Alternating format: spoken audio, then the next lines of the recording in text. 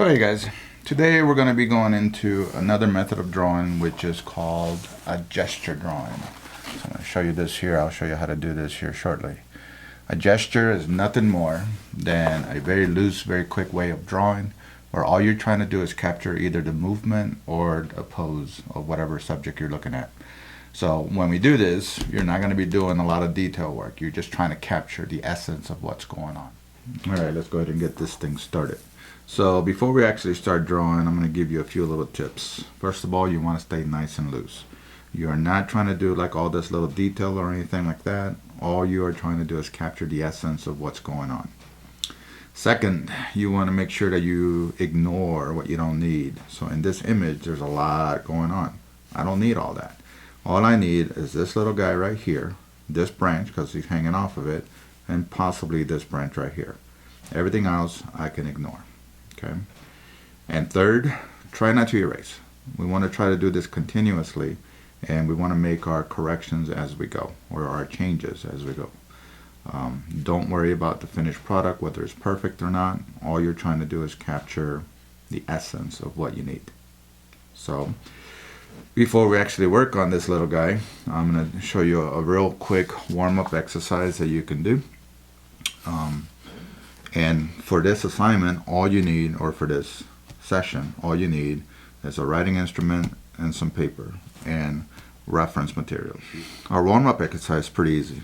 Take your pencil and you're going to start doodling. And when I think of gesture drawing, really I think of controlled doodling. So take your pencil and just start getting loose. Kind of like when you play sports, sometimes you got to loosen up or you got to warm up before you go. From time to time, change the pressure. Okay? Change the direction of the lines. Try doing some straight lines. Try doing some lines that curve. Okay? And just relax. Don't worry about what it looks like. You can fill up an entire page when you do this. Once you're nice and loose, then go ahead and pick something simple to start with. So I'm going to show you one here that is not on this picture, and then we'll go on to the more difficult one. So let's say that I wanted to do a little flower, and I want the center of the flower to be here. I'm just going to kind of like start doing. I want the stem to come in this direction, let's say. And then I think I want you'll notice that when I'm talking, sometimes I pause, but I don't lift the pencil off the paper. So that's where the pressure changes. Okay? So let's say that I want the petals to come all the way out here somewhere.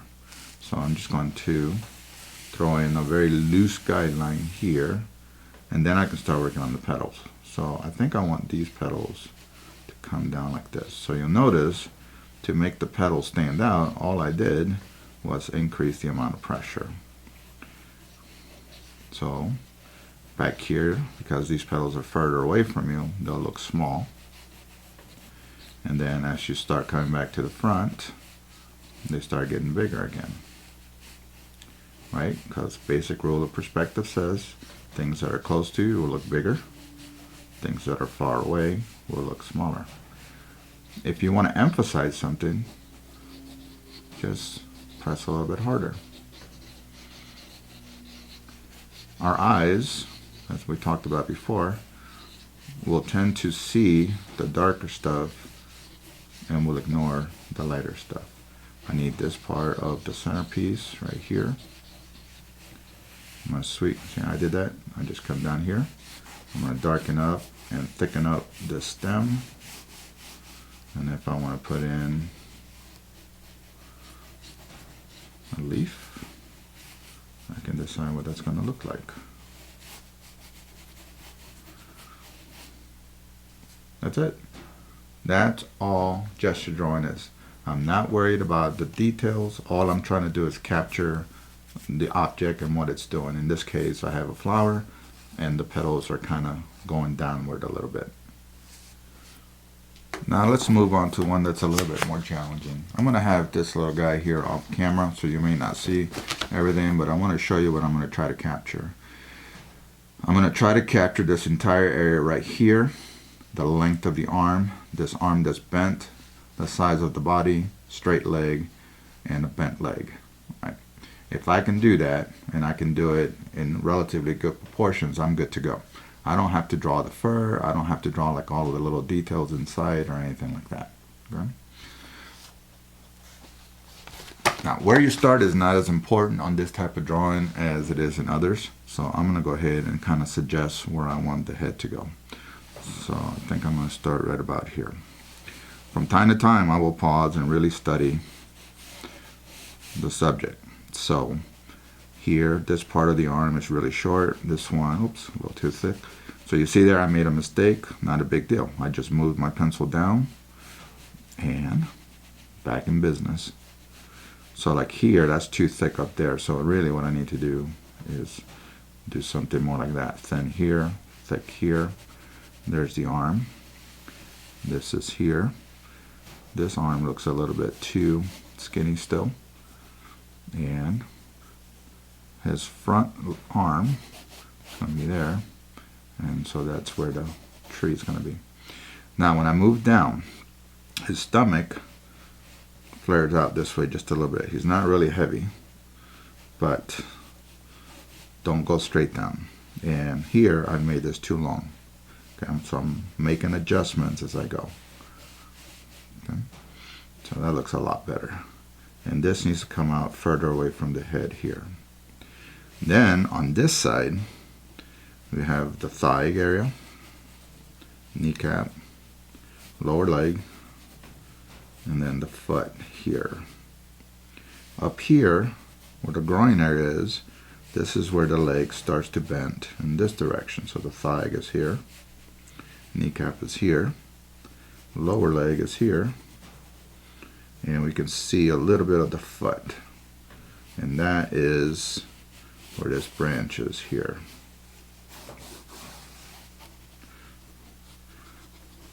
So that is the essence of what I'm doing. Now I'm going to move my way up and I'm going to do a little bit more work up here. The actual face on him is relatively small. It's only like this big. The rest is like, it's almost like a mane, almost like a lion. This to me seems a little bit too skinny. So I'm going to thicken that up a little bit more. And this looks pretty good here. I think this hand is a little bit too long, so I'm going to thin it up a little bit. Keep this skinny here. There's a little bit of an overlap there. And this has more of a bend to it. And that's it. Okay, so I've, for the most part, captured what this little guy is doing. If I wanted to develop it further, then I would take it to the next step. Take some photographs, zoom in or whatever, and do detail work. But when you are doing gesture drawings, you're not doing any of that. All you're trying to do is capture what is going on, or what you want to go on if you're working from your imagination, in the least amount of time possible.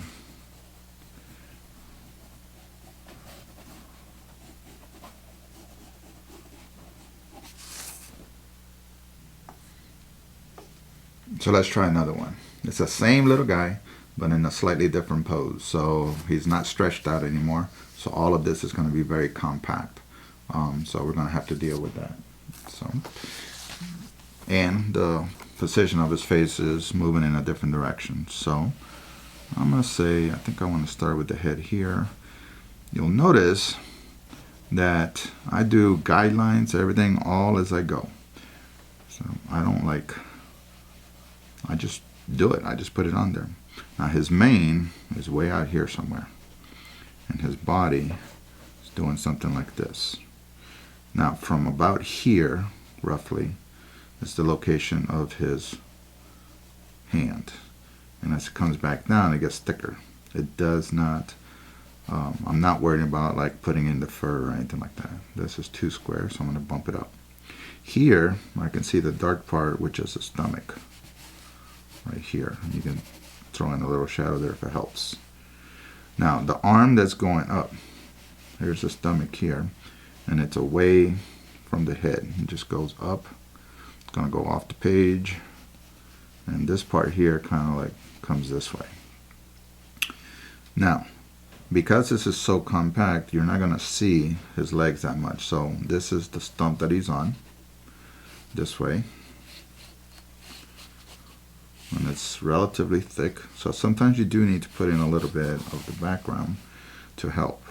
Now his leg is actually coming this way. It overlaps his arm, disappears, and then the foot appears here. You can see a little bit of the lower leg, and then the other leg we see very little of it. We see this little piece right here, and we see this little bit of the foot right here. That's it. So up here, if I want to, I can suggest where the snout's going to be.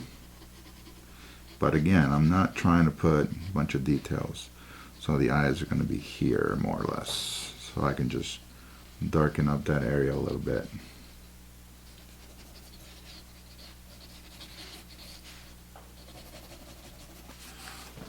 Once you've warmed up a little bit with some easy ones, then try to pick something that's a little bit more challenging. Remember, the purpose of this is to capture what's going on. In this case, I'm going to try to capture this pose. Same giraffe, two little poses, two different poses. You can see that the body, for the most part, has stayed the same. So I'm going to walk you through the first one and just kind of go through the process one more time. And then the second one, I'll try to do real time. Okay, so I'm going to try to do both of them on the same sheet. So whenever I start on this, I'm going to pick an area that is relatively easy. So in this case, the main body is the easy part. Notice I'm not worried about whether it's perfect or not. From time to time, I'm going to stop and just kind of look at the camera and make changes. So like I know that this line right here is the spine, and that's going to tell me where the tail is going to be, also where the top of the neck is. Right up here, it's going to be the front legs. So I'm looking at the shoulder here. And then this comes this way. Because of the way that she's sitting down, we don't see the hoofs. Now the stomach is about here. And there's a very small gap here, so you don't want to take this too long. And then you have the thigh. The back. The thigh is on this same line right here. So you can put in a guideline if you need to. And it's thick. It's about this thick. Okay. Here's still the spine. Now on the other side, we can see a little bit of the other thigh. And then this leg comes out this way. And because of the angle, we don't really see the front of the leg either. And then this right here is the location of the tail. The reason that I did this is because this is our pivot point. So the neck's going to come up this way, and the head is going to be up here. And then this part of the neck is thin, and then as it starts to come down, it gets thick where it goes into the chest. Now, obviously the shape of the head is not an oval, so I'm going to start working on that. Right here, I'm going to start to turn that more into a triangle. And these little guys, they have this mouth that looks almost like a beak. And then here's the jaw. And then this is the neck. So, right here, we need to put in the top of the shoulder here. Then right inside of the head, we actually have the ear, and it's curled. And then on the top of the head, right here, we have the horns, and they're leaning back a little bit. And we see mostly the one closest to it, so you can see a little bit of the other one. I'm going to come down from the horns and in front of the eye, and I'm going to put in the eye. Or excuse me, down from the horn in front of the ear and put in the eye. And they have very large eyes. This feels pretty good. Now we need the mane. The mane starts here, goes this way, starts to get a little bit thicker, then it comes in here, and then it stops. And you can represent the main as simple as this right here. Now this is not a straight line here, so I'm going to put in the suggestion of the stomach and fine tune.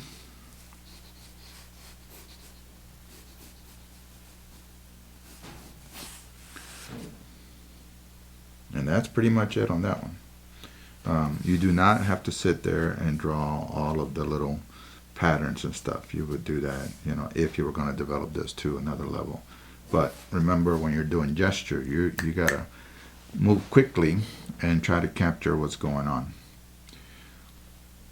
So let me do the other one without talking. One of the things that I find is when you're doing gesture drawings, you do have to focus. So on this next one here, I'll see if I can do a little better job with it. And I will try to do this at actual speed.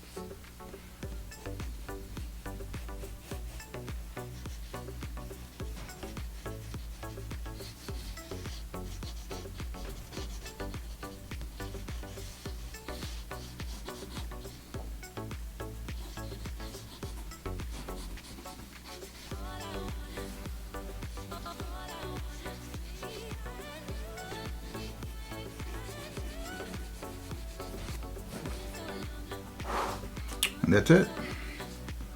Again, all I was trying to do was capture what was going on in the reference, no details, and if I need to go back and make changes later, I can make changes later when I have more time.